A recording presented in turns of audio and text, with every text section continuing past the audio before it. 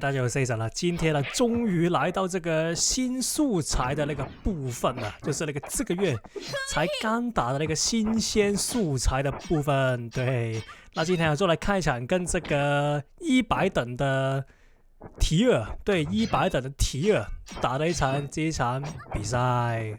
對，那如果大家知道啊，提爾的話，如果大家還記得，大概是1個禮拜前嘛，還是幾天前，我就發過一部，就是打這個100等提爾的那部影片了。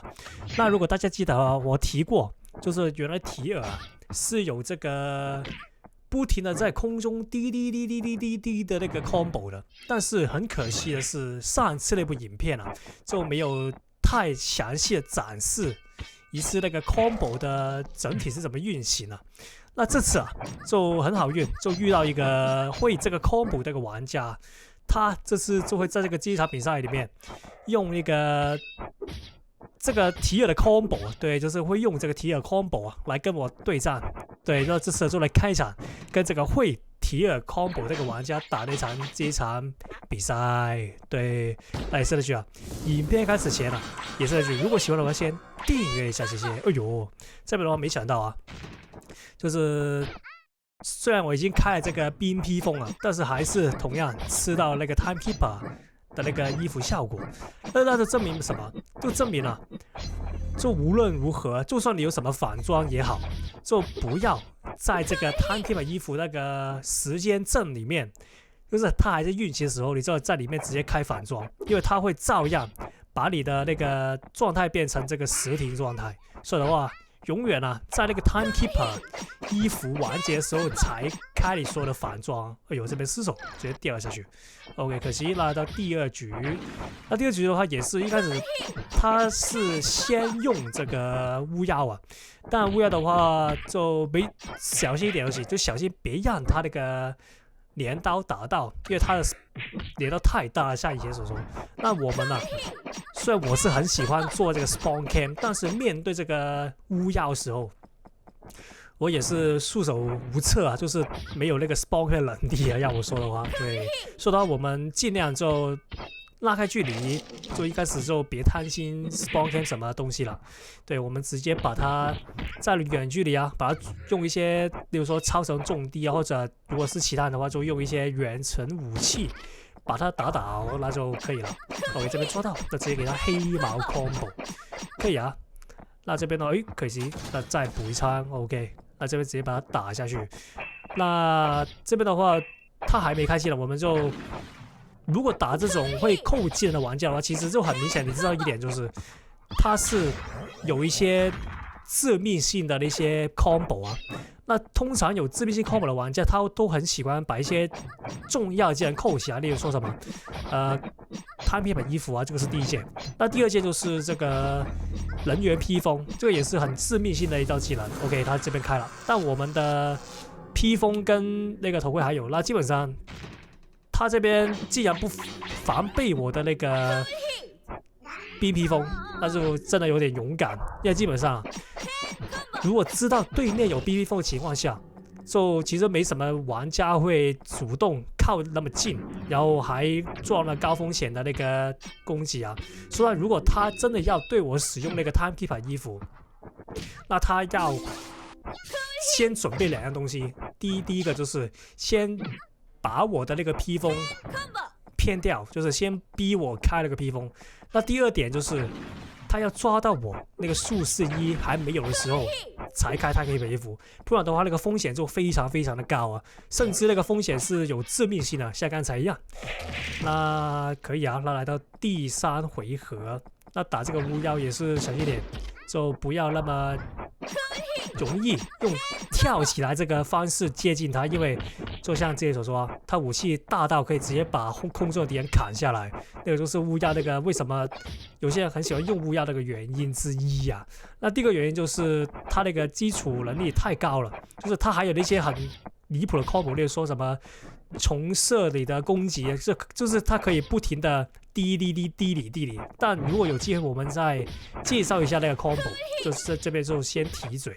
OK， 那這邊呢，他應該是會換這個提爾，還沒有。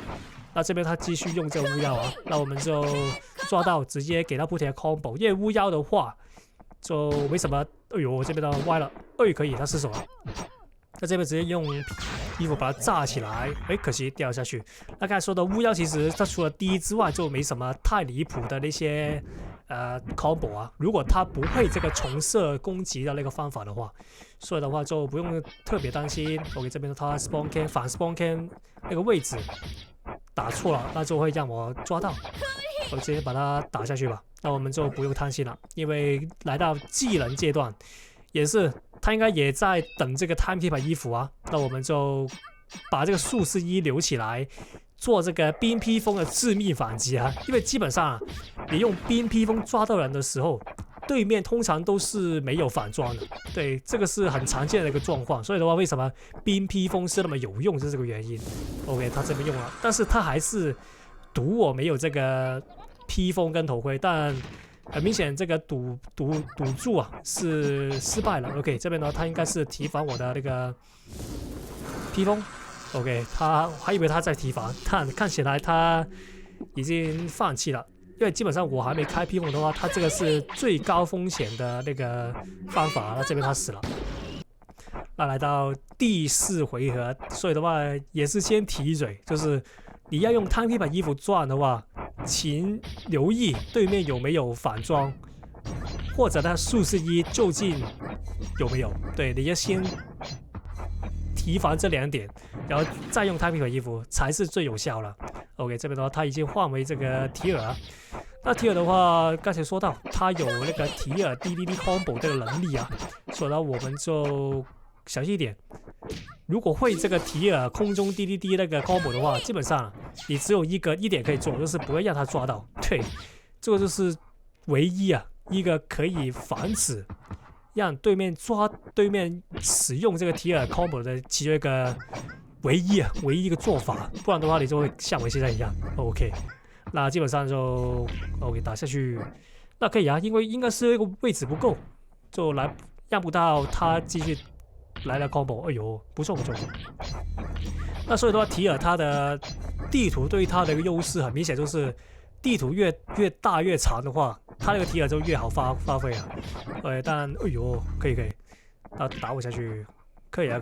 但這個地圖的話，雖然它算是太長，但它向下位置其實不太足夠啊。因為提爾它的那個 combo 是需要左右上下左右都需要一個很大的位置才做到。這個也是為什麼有些 combo 在 K 博士裡面連擊是很漂亮、很華麗，但在現實就用不太出來。這個其中的原因就是位置不夠。就是你看，不是有很多那個 YouTube 影片啊，就是展示一些不是很多展示很多什麼很華麗的 combo， 就是在 K 博士裡面。但為什麼你在那個競技場裡面不常看到？那其實這個原因就是這個就是位置不夠，很多都是位置不夠，就是一個華而不實的一個 combo， 很多都是這樣。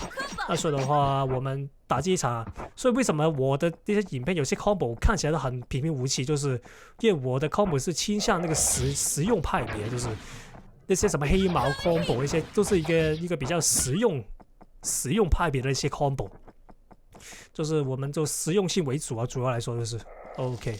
這邊的話再抓他一次，他應該就死了。那這邊呢，先逼他進來了 ，OK， 逼到披風，那就不用怕他有什麼春秋秘籍那些了。那基本上再抓他一次，他就死了应该。可以，他 SD 空了，他應該死了，那就有些人訂閱一下，謝謝。